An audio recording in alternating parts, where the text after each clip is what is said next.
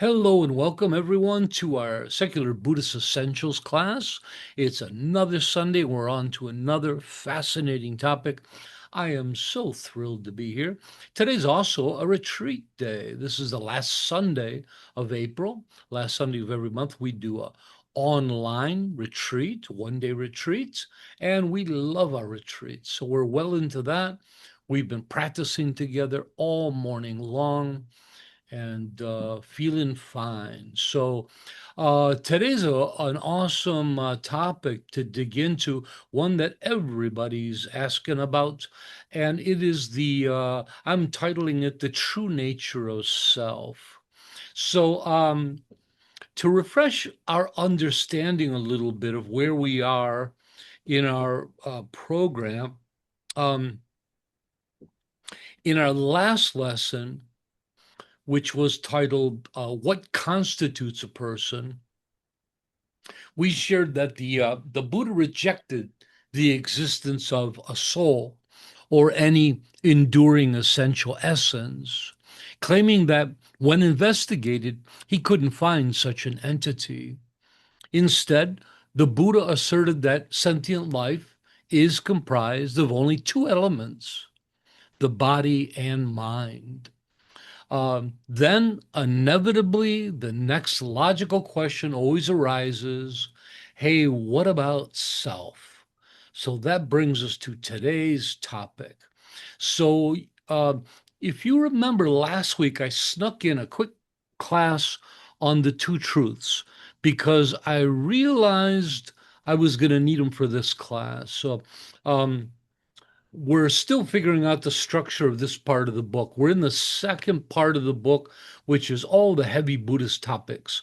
Somebody said the other day, they said all of your topics are complex. They're not mine; they're the Buddha's, and the Buddha's teachings on these subjects are complex because we're complex, because our relationship with reality is complex. We can't blame the Buddha. He's trying to actually simplify and help us to understand a very complex existence that we have. So we're using the two truths today. We're going to be talking about the conventional view of self and the ultimate view of self. And I guess I should probably mention quickly what those were. So conventional truth is just our common perception and understanding of things. It's walking into a room, seeing an apple on the table and saying, hey, there's an apple. That's it, just common every day. Ultimate truth is more of a analytical, penetrating truth where we see that apple, but we decide to get out a magnifying glass and say, I want to know how that apple actually exists in this present moment. And we dig into it, we unravel it. So that's the difference between the two truths. Um, but it's important to understand that just because we break out that magnifying glass and look at that apple so deeply, it doesn't mean that the normal way we see it, an apple, is untrue. That's why we call them the two truths. They're both true, just from different vantage points, from different perceptions, different understandings. Okay, so the conventional view of self. Um, Let me look. Okay, remarkably, although shared over 2 millennia ago, the Buddha's ideas of self are still fairly aligned with many modern psychological presentations. Conventional, pertaining to conventional truth, the self is an extraordinary and crucial aspect of ourselves, without which and life as we know it simply wouldn't exist. Um, it's a masterpiece of evolutionary development that allows us to function efficiently and effectively. However, Buddhism sees the self in a drastically different way than commonly believed. In Buddhism, the self is understood to exist as a conceptual identity, a story, an idea, with the crucial job of unifying all of the various aspects of ourselves into one encompassing concept, me. This conceptual unification and its related terms of I, me, mine are based upon and arise from our physical and mental elements of the body and mind. This includes our thoughts, our experiences, what intentions, perceptions, sensations, emotions, memories, desires, our hopes, and our fears. This is then experienced as my body, my mind, my experiences, my emotions. It's also extended externally, experienced as my family, my friends, my possessions, my personal space. The self is generated by the mind and then superimposed upon our experience of life. It serves as our identity and personality and mechanism for meaningful communication. Or in more technical terms, the self is our sense of subjectivity in every moment and experience. However, self is more than mere label, identity, and personality. Although being conceptual, meaning created by the mind, besides being conceptual, the self operates as a functional process. Its most direct function is its ability to discern the boundaries of ourselves and our experiences, knowing where I end and you begin, or where my experience of the world ends and yours begins. The self functions as a lens and a vantage point for us to interpret the world, as well as our felt sense of being, of personhood. The self facilitates and organizes our various moments of lived experience into a single cohesive narrative, me, allowing us to efficiently and effectively direct our attention, volition, and actions. Conventionally, within the framework of karma, the self can be understood as a karmic agent, the director of our karma or volition, right? The Buddha said that karma is volition, and volition is our will, our willing for something to happen, right? Intentional action. So this means conventionally, the self is seen as that which initiates action and experiences their results, which is the basis for moral development and awakening. It's through these abilities that we effectively navigate life, affect change in our lives and the world, and intentionally direct our lives towards awakening. What do you guys think of that presentation? Oh, beautiful, wasn't it? I did a good job on that. Oh, yeah, everybody's nodding. We understood every word. We got no questions. Easy subject. I have a summary. This is the first time using summaries. I'm thinking about adding them to the text. Like, I give my presentation and then at the end, summarize it in kind of different language, right? I've been enjoying that in some of the books that I read. I was thinking about adding it. So let me share the summary with you. Because, like in this case, that was a lot to take in, right? I mean, if you're reading it off a page, you can stop and contemplate. So let's see the summary. Um, to summarize, the conventional self can be thought of as a mental interface between you and the world, a functional tool that navigates and coordinates the highly complex workings of our mind-body system within its environment. Although being merely a conceptual label, identity, and personality, the self operates as a functional process, operating as a lens and vantage point through which we interpret the world. Our sense of self allows us to effectively navigate life, affect change, and intentionally steer our lives towards liberation. What do you guys think? Is anybody familiar with the with a lot of the modern psychological presentations of self? Maybe you've seen them on YouTube, and this is a very popular view. I think nowadays they call it narrative self. And but it always surprises me when I watch all these videos, and they're the latest cutting edge thoughts on self, and I think they're not so leading and cutting edge. They were created 2,000 years ago. Man, Sangpo, please share. Yeah, I always remember just from my undergrad days, many years ago, when we look at symbolic interactionism and the sort of idea of self and how it interacts with other people, but also how we actually change how our self interacts for given situations, how we sometimes have what's called masks, that we perform almost to a certain degree.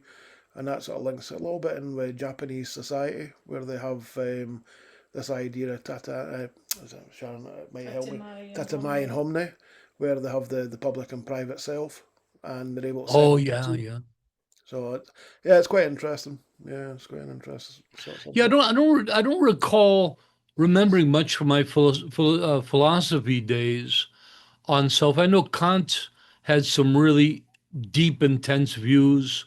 Whitehead was had some pretty good views too, but Mm. I'd have to reflect a little bit more Yeah, back on there's those also days. Goffman as well. Goffman was the Oh, sociologist. oh, thank you. Yeah, Nawang. Yeah, let me see if I can make sense of my question. Um, so the idea that the self is conceptual and it's a story can kind of tend to lead one to think that it's not something that's real, that it doesn't. And I understand it doesn't have a physical substance, but it's kind of presents a kind of nihilistic feeling that it's all a fantasy and that it's not real. Um, and yet that conflicts with our perception. Our perception is that we are very real. And so I don't know if you're going to address that as we go forward. I don't know if you have any comments on that right now. I am. So a couple of things. One of them is that is the worry when you're presenting this. But I do have to say, my presentation really goes out to keep saying that it's real, it's a functional process, it's what allows us to I mean, I couldn't have a more positive view pointing out just how real it is. Maybe you'd have to read it again to reflect on it. But I was afraid quite the opposite. I was afraid I was starting to reify it too much. Um, but yeah, the idea is that conceptual things are real as well as physical things. You know, we often think of what's real. That's a tricky word in Buddhism. We often a better way to say it is what exists, right? But the idea that physical things to us are clearly real. We feel like we're real. Um, but the idea of conceptual things can be real. We've talked about it before, like a great example is laws of countries, right? Completely conceptual, just agreed upon. But you break one of those laws, it's going to affect real change in your life. So conceptual things really do affect our lives and they're real. And that's a lot how the self works as well. Although, like Tsongkhapa said, although it's a conceptual label, it functions effectively and we said something else effectively and well. I would just throw that word in there. So and Tsongkhapa had a actual a big thing about not deconstructing the self to the point of turning it just into a label. The Theravada really reduce it to, sorry folks, it really is just a label, but a functional one that serves a purpose that affects change. And Tsongkhapa was very adamant having people not deconstruct it so much. I hope that was helpful. But yeah, in the next view, an ultimate, we're gonna deconstruct it and get into more of a nihilistic view, but we're gonna also share why it's not. Namdak, no, Namdak. Yes. So the question I had was, so self being composed of constituent parts, like, body, senses, intentions, our choices, our memory, all of those things.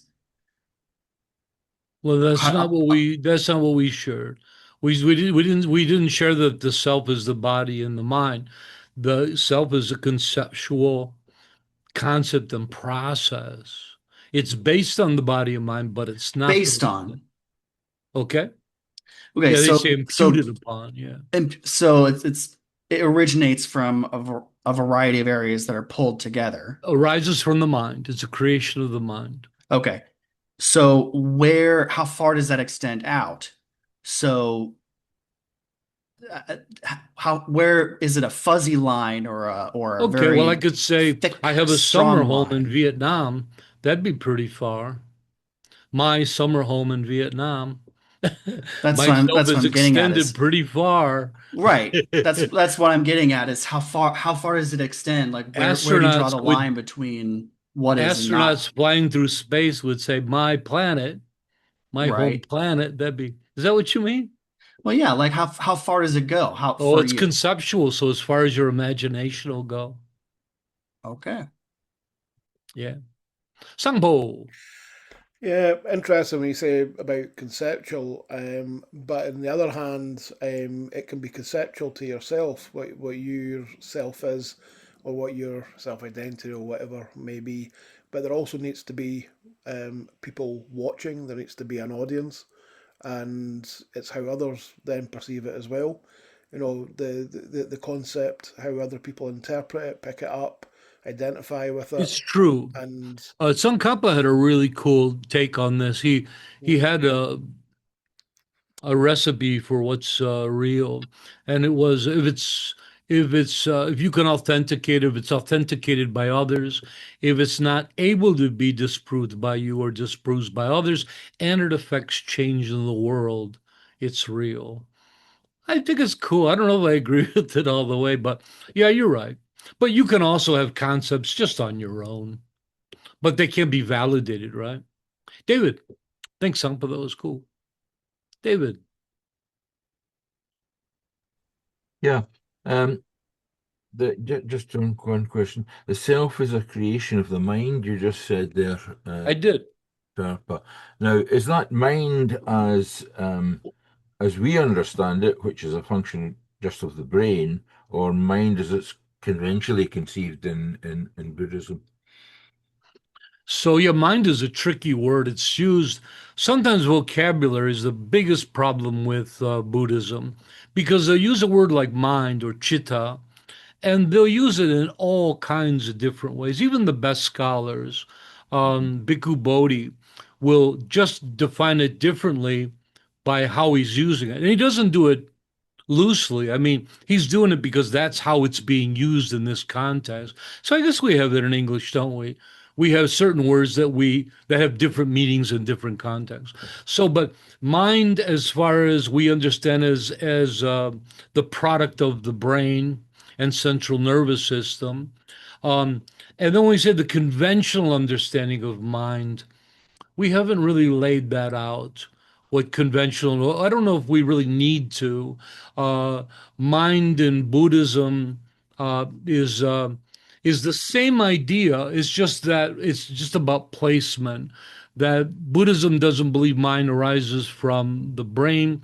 Buddhism believe mind is central in the heart. Most believe that, and it radiates. It's omnipresent throughout the body, and also the spark of that is what is reborn into the next being, right? So that's just presentations. Does that help? But which of those two is the one that we're referring to when you say the self is a creation of the mind?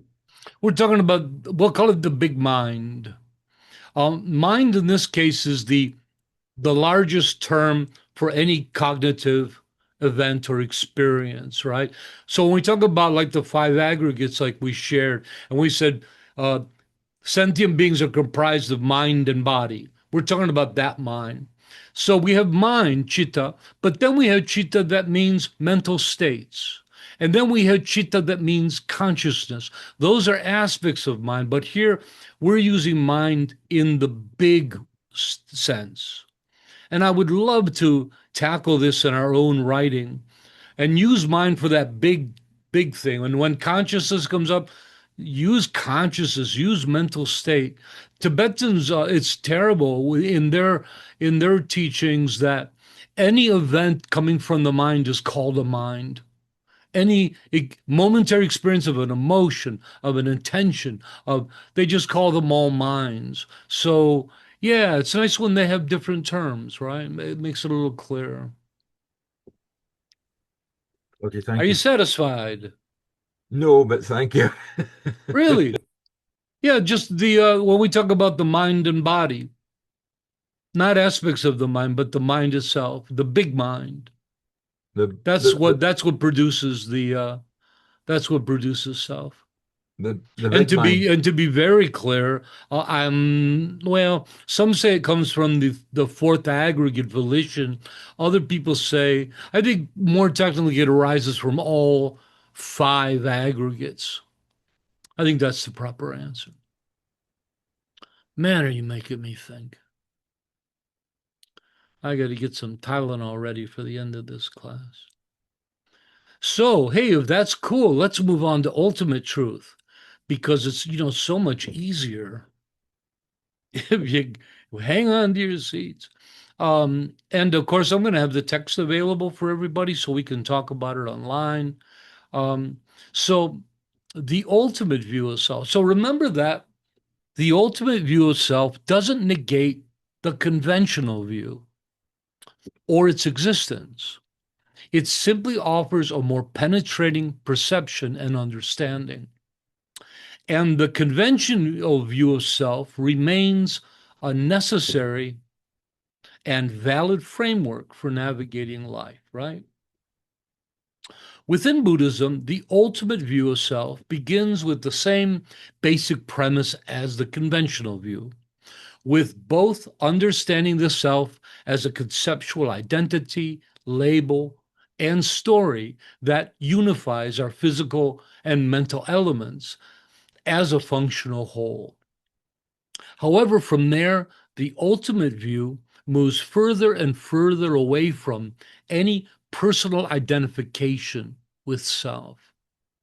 When seen through deep analysis, self is recognized as an empty yet functional label and not truly us.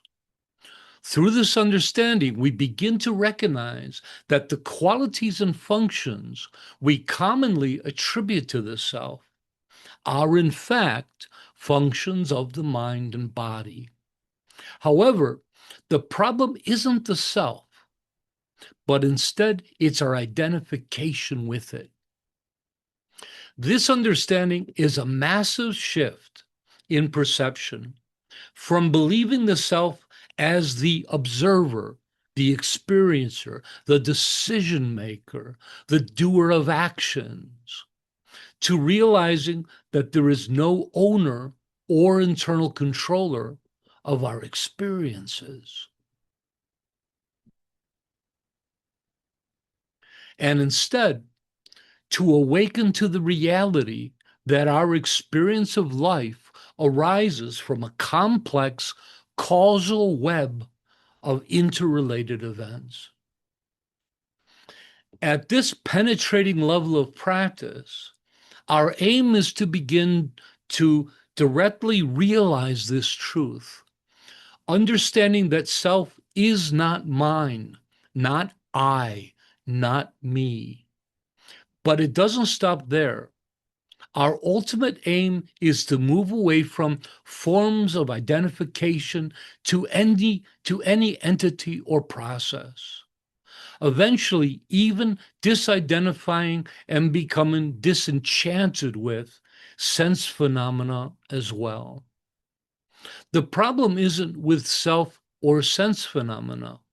The problem is with our relationship to them, how we understand and identify with them. Ultimately, our aim is to move beyond the need to tether ourselves to identity. It's to transcend identification itself and the deepest of all concepts, I am. I imagine it's like being a balloon and choosing to cut your string that anchors you to the earth in order to achieve freedom and ascend freely into the vast open sky. To accomplish this is to abide in the profoundly open state, free of suffering, the state of awakening. Again, the ultimate view of self doesn't negate the conventional view. It instead offers a more penetrating presentation and understanding. The conventional view of self remains a necessary and valid framework for navigating life. How can this be? Well, even though we're analytically deconstructing the self, that doesn't mean that the conventional self isn't effective and essential for navigating common life. The conventional self is an efficient mental interface that helps to direct our energies and our efforts towards our aims while interacting effectively with others and our environment. Is that all? Oh, I could have put that in a meme. Hey, Clint, welcome. What do you guys think of that? I bet you all want to hear the summary before we ask Okay, questions. could you go through each part, break it down, and then give examples of what you're Well, talking that's why I have a summary. So how about if I read the Awesome. summary? I'll read the summary first, Rula, then I'll take your question. In summary, in both the conventional and ultimate views, the self can be thought of as a mental interface between you and the world, a functional tool that navigates and coordinates this highly complex working of the mind-body system within its environment. But when we see through deeper analysis, self is recognized as an empty functional label and not truly us. This understanding is, again, a massive shift in perception. From believing the self as the observer, the experiencer, the decision maker, to realizing that there's no owner or internal controller of our experiences, and instead to awaken to that reality that our experiences of life arise from a complex causal web of interrelated events. But in the end, the self isn't the problem. The problem is the way we identify with self. At this penetrating level of understanding, the practice is to directly realize this ultimate truth of the self and move past our need to tether ourselves to identity. This leads to the question, does the self actually exist? And the answer is yes, but only as a conceptual, functional label. It's important to remember that the two truths are not debating existence, but instead are an analysis of how things exist, their nature and way of being. So the two truths don't ask, does it exist? The two truths always ask, how does it exist? And you can't ask how something exists if there's not something there in the first place, right? Okay, does that help one more? Rula, would you like to ask a question? Yes, the mind is made of those five aggregates, right? The Oh, five no. aggregates. No, one aggregate is form, the body. The other four Yeah, aggregates sorry, are four aspects of the aggregate. mind. And this observer, we always talk about, is it the consciousness? Oh, no, it's not. Here's the thing. Now, this is what's interesting. Human beings have a proclivity to narrow things down to one thing. We do it all the time. When we talk about Buddhism, that's what people are always talking about. The one thing you got to remember about Buddhism, the one thing you should be practicing, the one thing you should be studying, where that's a proclivity that's unproductive. When you talk about with Buddhism, when you talk about Buddhism, there is no one thing. You know, we could narrow Buddhism down to the threefold path, but that's it. So when we look at the body, when we look at ourselves, we want to do the same thing. Okay, Tarpa, I understood it. But tell me, what one thing is me? I need to know what I am. What out of all that stuff, which one is me? And I gave an interesting analogy the other day. I said, you know, it's a lot like looking at the universe. Like I say to you, Rula, hey, Rula, I know you're so smart about many things.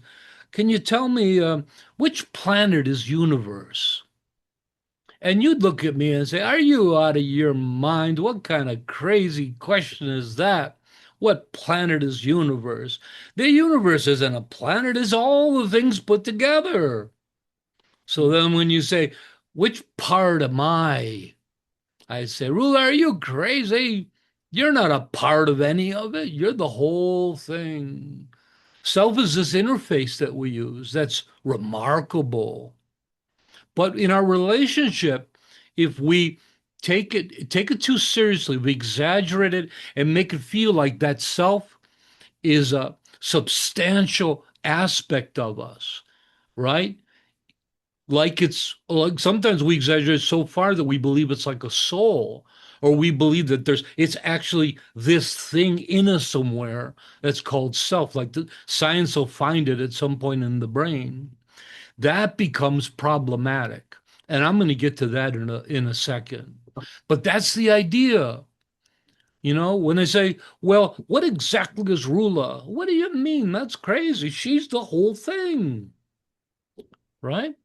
So, like when you say, is popular in modern spirituality, the Eckhart Tolle and other people, they'll say that, oh, you're the watcher Yeah. behind your eyes. And it's a beautiful notion. And by the way, maybe they're right. I'm just teaching the Buddha Dharma. It's up to you to decide. But Buddhism doesn't think so. Consciousness, the consciousness of watching, right? With from the sense organ to the object, that whole thing of watching, that's a mental function. Yeah. It's no, it's what the mind does. It's not who we are. And so what you find was when you start in the ultimate view, start stripping away the self and realizing it is just a self, just a label. And then you think, well, what about all those attributes we assign it to? The big one's volition, our Yeah. sense of action, of will, of doing, right? Of free will. And you say, well, clearly me, myself, is making decisions and everything else. But then the Buddha says, "Oh, sorry, no, volition is another mental factor that happens on its own behind the scenes, right? These are subminds that are in charge of these things." And I think at the beginning, this was kind of scary for a lot of people because, man, we're pulling the rug out from you. Everything you've ever believed is you is wrong. You're not like that. But when you become comfortable with it, you realize the liberation that comes from it. Like I said, being that balloon tied to a chair and to have somebody come by, snip that cord, and you're just free. You enter the blue sky, just existent with no tethers. That's really how we exist. So, what you are, who makes decisions, it all happens. There's not that that illusion that you're the one making it happen. I mean, you as a whole, it's happening through the process of you. And it even includes free will. This idea doesn't rule out free will, but it's kind of weird. You have to say, like, free will happens here. It's not, you can't really say, I have free will. Yeah. Now you can conventionally, but ultimately you can't really say that. You say volition happens here. Thinking happens, emotions happen, Yeah. volitions happen. Cravings for Ben and Jerry's ice cream really happen here. Okay. Isn't it fascinating? Yeah. Anybody else have a question? I should put a lot of that in the text. I'll have to write it. Yeah. Oh, Miss Labdrung, please share. I remember quite some time ago, I was thinking, oh my gosh, this is kind of scary, this cutting the balloon and letting go. And then I can't remember which Tibetan teacher, you gave me a wonderful quote about, but there isn't a ground. If you're falling, but you're not going to hit the Yogim ground. Trungpa. Yeah, I love It's that. like And I was like, Buddhist oh, practice that's is okay. like stepping off a cliff. And at first you feel you're falling and you're terrified until you realize there's no ground. And then you're free to just drift in the space. That was wonderful. Thank you. Thank you, Love Joe. Oh, let's pick Ananda up there. Yeah, they're going to self, the self as being a constructive construct, based on cause and effect. If cause and effect is what's governing this thing, what is the object that these things are having causes on? I wouldn't bring cause and effect into this. Well, That's a principle causation. that no, causation isn't really, I think that clouds it. That's a system that works, but I mean, it's more conditional, if anything. But yeah, so repeat your question. In my mind, if there's going to be an action, there has to be a reaction. So if our deeds and our, the things that we do that have Oh, karma, if there's no us, what are those actions happening upon? oh, those actions happen here. That karma is happening here. It's the whole thing. So to us, what would the us be if it's not a specific object? It is. It's the whole thing. So Buddhism really tries to stay away from calling it something. It gets quite complex. Like they Okay. don't like to call it person. Sentient being seems like one of the better terms. But Bhikkhu Bodhi doesn't like the word entity. I thought entity was a good word for it. No. But yeah, these sentient beings that we are. This is actually next week's class. We're going to talk about what does this mean? What are we? So how about we save that for next week? I'll get into that. Oh, Namdak. All right. So, within the context of the two truths, or so earlier you said something, it was something like the self is not truly us, but the issue is that we identify with it. And saying that self is not truly us, I presume that would be an ultimate truth, not whereas the conventional truth is that it is us. Oh, no. The problem is conventionally we see it as us. Right. So the ultimate truth So is that it's not truly us. yeah, so conventionally we assume mistakenly though that it's us, but it Right. does function that way for us. That's why it gets a little tricky. Ultimately, yes, it's not us, but functionally it is, and it allows us to react efficiently and quickly. It Yes. really is beneficial. Ultimately, the self, no, it's just a concept. It's not us. Again, we're saying, oh, Namdak, which planet is the universe? Right. Right. Right. So then I have a Is the follow-up. universe gravity? No, that's a function of the universe. Is it planets? Is it stars? Is it space? No, those are functions. The universe is the whole thing. You're the whole thing. Right. Okay, so the follow-up question I had is that if the ultimate truth is the self is not truly us, then the ultimate truth is who are we? We're the whole thing. Okay. I'm glad you didn't say what, because yeah, you see, we keep wanting to narrow it down to find Right. one thing that we are. And that's why we see the self as us, because we get security in that feeling, right? But again, yeah, you're the whole thing, man. And decisions happen here through this process. But the idea that we're so distinctly making choices is a bit of an illusion. Free will still happens, but not nearly as often as we might think it does. So that's why free will is a funny question in Buddhism. It's a really unusual take on free will. That all these processes are working together and through causality, like Amnanda was saying, things happen and things arise. Oh, who do we got? Padma. Hi there, Tarpa. Just a quick one. A fantastic lesson, by the way. Very, very, very well delivered. Thank Um, you. that's just a fact. Um, Jim Carrey, everybody said that he was losing his mind when he said he was becoming enlightened or trying to become enlightened. They said he lost work and lost friends and all sorts. And then he came out with a statement that Jim Carrey was a wonderful part. I was lucky to get that part. And that was kind of ringing through the whole time you were speaking, but you were explaining it so deeply.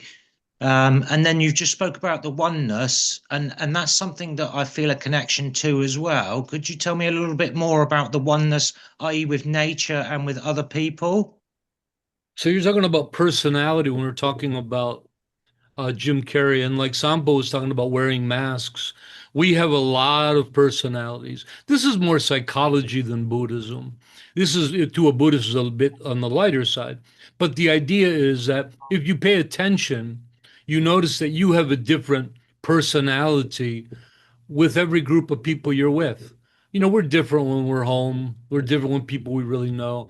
We're clearly different at work or so you could call those separate selves, but self is really the umbrella term that has all those. I think it's best to call those personalities. So Jim Carrey seemed like he was realizing that this thing we call self is in a constant state of change, let alone how many of those personalities we have. Every single one of them is changing. As data is entered in our being, those personalities change. So that's a very important realization when you see the ethereal nature of our personality of ourself. And in a sense, that's what we're teaching today. Shiva had a question. Is analogy is language conceptual in that is in the same regard? Very much so. And the self as language is important because these linguistic terms of me, I, mind, um, they're needed for cohesive communication with others, right? So the whole world of language is, yeah, truly conceptual. And yet we all know it's real. And talk about affecting change in the world. Every war was started with language. Every war was ended with language. All the most beautiful things in the world are spoken through language. Your mother telling you she loves you. All the most harmful, hideous things are through language. Language is so real and yet purely conceptual. Well, you could say, well, we write it down, right? Doesn't that make it physical? No, the concept of it, that's just a way to transmit it, but you have to have language in your mind to process. Oh, let's get to David again. I was having such an easy teaching. Oh my. No. I'm joking. When are we getting the text in this? Oh, right after class Right or a after little later class. tonight. Okay, I can't wait. Yeah, it's a heavy subject. It's probably the heaviest subject in Buddhism. So Okay. I can't wait to share it. And then so the teaching will be recorded in the text, so you can follow along and dissect it and write me nasty letters. Wang Mo, here's why you're wrong. No, you're not. I wanted to say It's a joke. I really love the when you said thoughts, emotions, and feelings happen here. That was great. Two things that made me understand this the most was one, realizing and starting to view myself as a continuous process, not just processes happening to me, but I am a process. That was one. Causal dynamic process. Yeah. And the other thing that really helped me was when someone once said, and it could have been you, I don't know, that if we were an authentic, true, stagnant self, then we would be the same person to everyone we encounter. But in reality, we're different to every person.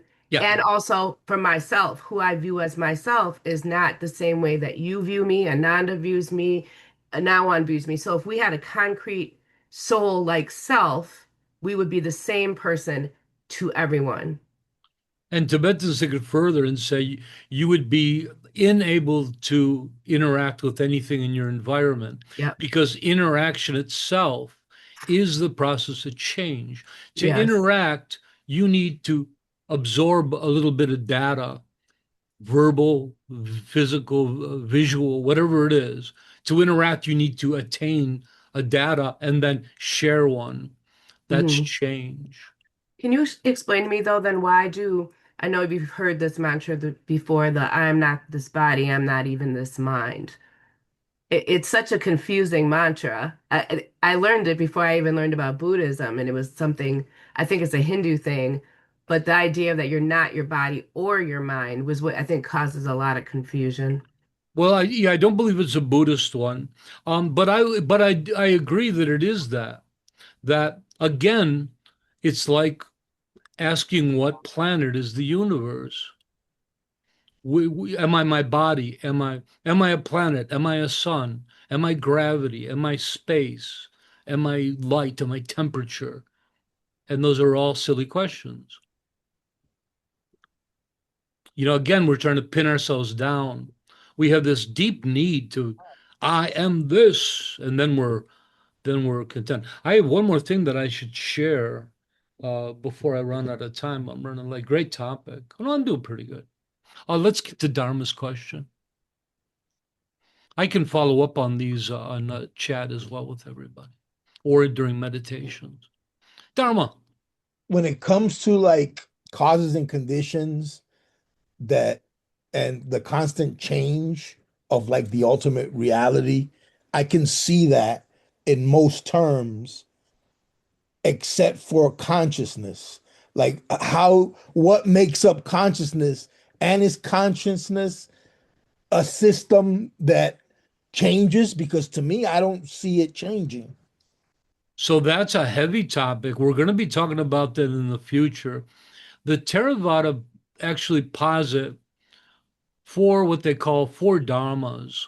And what they are they're four irreducible things, four kind of realities, the four things that don't change, or that's wrong. The four unreducible. One of them is physical matter. Second one is consciousness. Third one is mental factors. Fourth one is it'll come to me. But there's different consciousnesses in Buddhism. There's the conscious that leads to rebirth, but consciousness in its general sense is produced through cause and effect. The organ meets an object, through that consciousness is produced. So consciousness is always changing. In fact, what you experience as an unchanging consciousness is momentary moments of consciousness. Buddhism sees our experience just like a film reel. When it's played fast, it looks like everybody's moving. When you look at it one at a time, you realize they're individual moments that just go by really quick. So that's how Buddhism takes that. Okay, I want to get to my last part here, and I'm going to share it on the screen. Oh yeah, I got it here. So the question is, hey Tarpa, how does this benefit my life? You've just wasted 50 minutes of my time. Please, is there a reason you put me through this agony? And the question is yes. Hey, I wrote this affirmation a while back. I'm quite fond of it. It's one of my favorites, actually. It's the causes of suffering and liberation affirmation. This is in the practice guides. Many of you probably recite it each morning. Ms. Wamo, can you keep people muted that need to be muted? Thank you. So let's read this and we'll go back to it. Hey, before we do, there's a couple terms here. Sometimes people I'm have sorry, trouble with. Tarpa, I can't see who it is, so could they please self-mute? I can only Oh, see a limited number of people. can't you scroll? Oh, no problem. Yeah, I David, I can. think. No problem. Okay. The first word is this one here, reifying.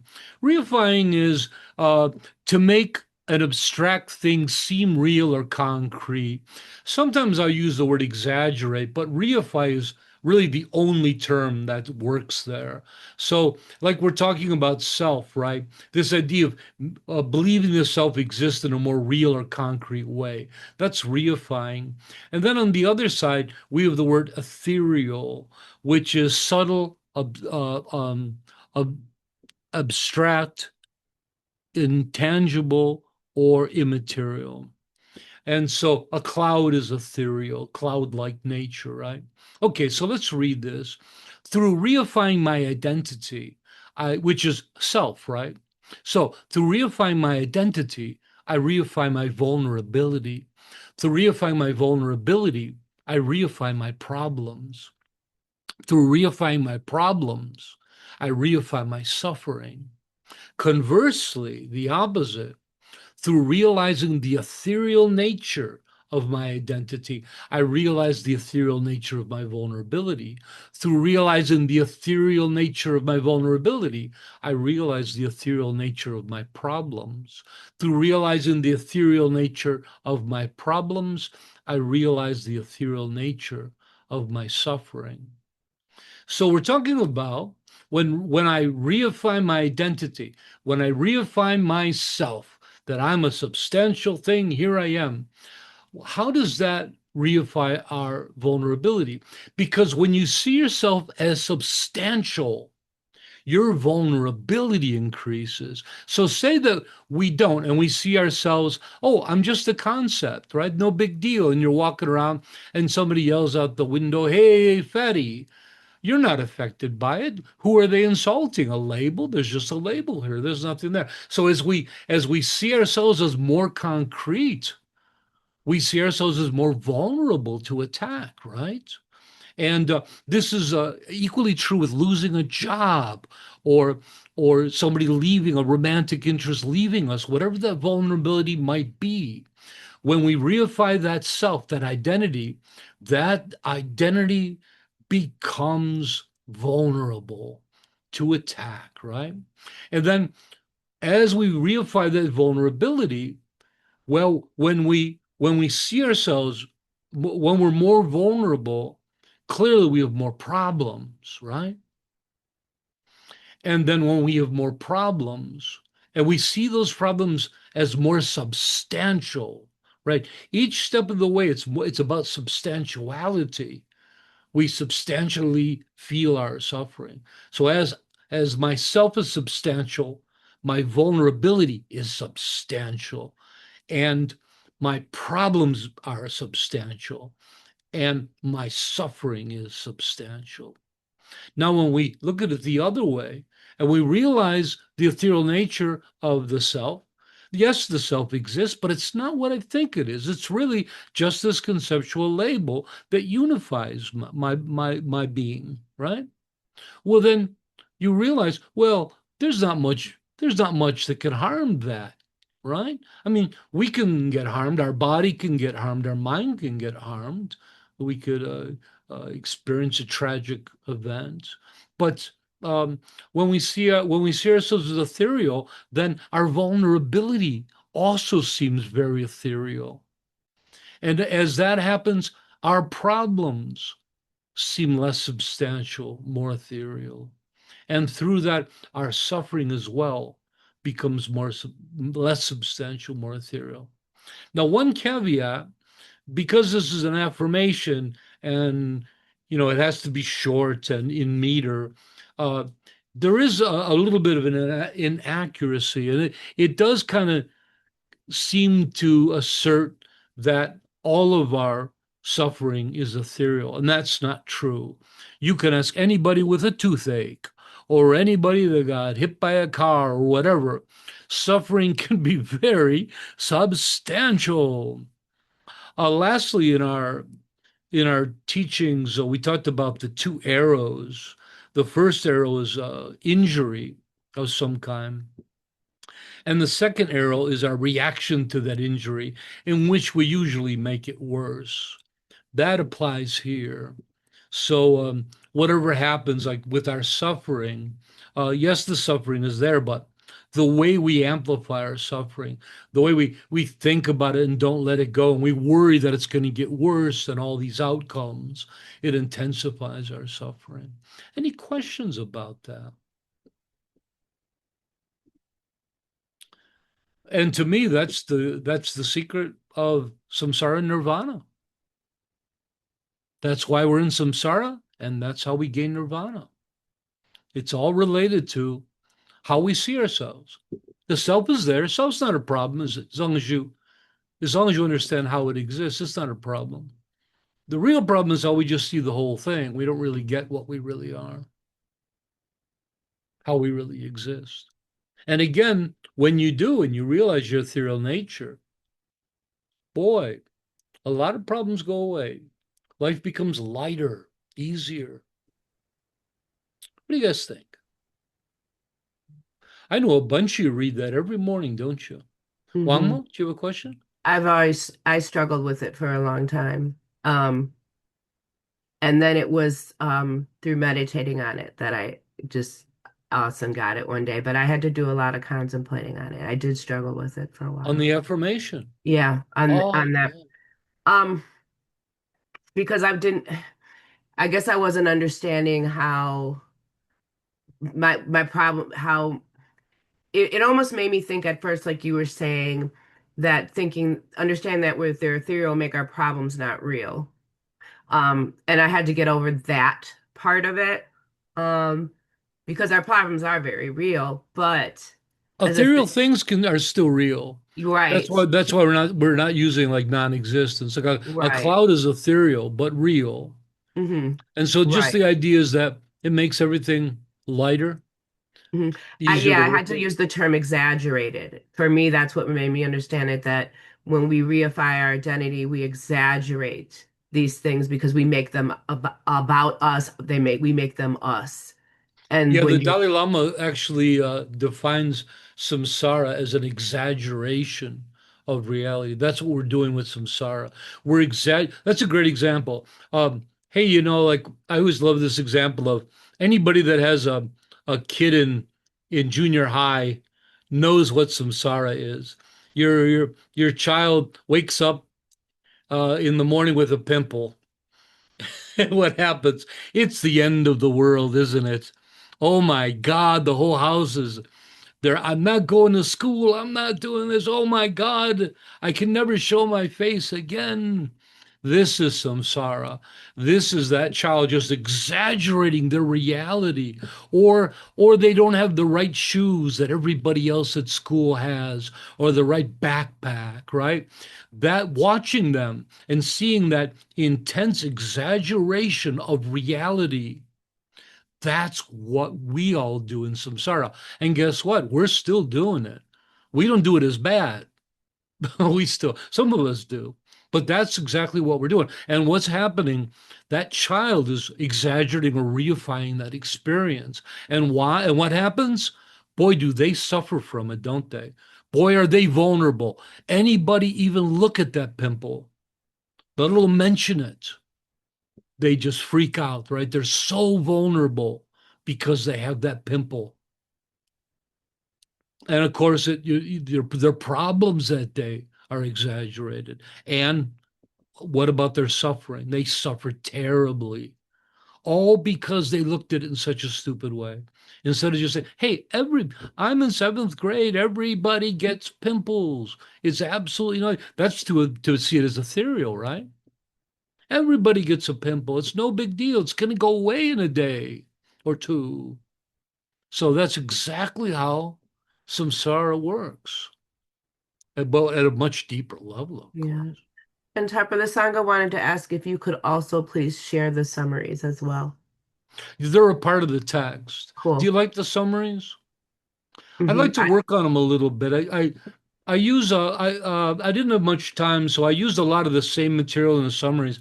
I like the summaries to be completely new, putting that in completely different language to make it easy. And then some of the things we talked about, I usually watch these videos and some with some of your questions and some of my answers, and I'll add that to the text afterwards. Some of the things we talked about, I thought, oh, that'd be cool. Some of your questions show me that, oh, I need to mention a little bit more of this or that. So, and that won't be in the text, unfortunately. That'll be in the final text. David. Just a point.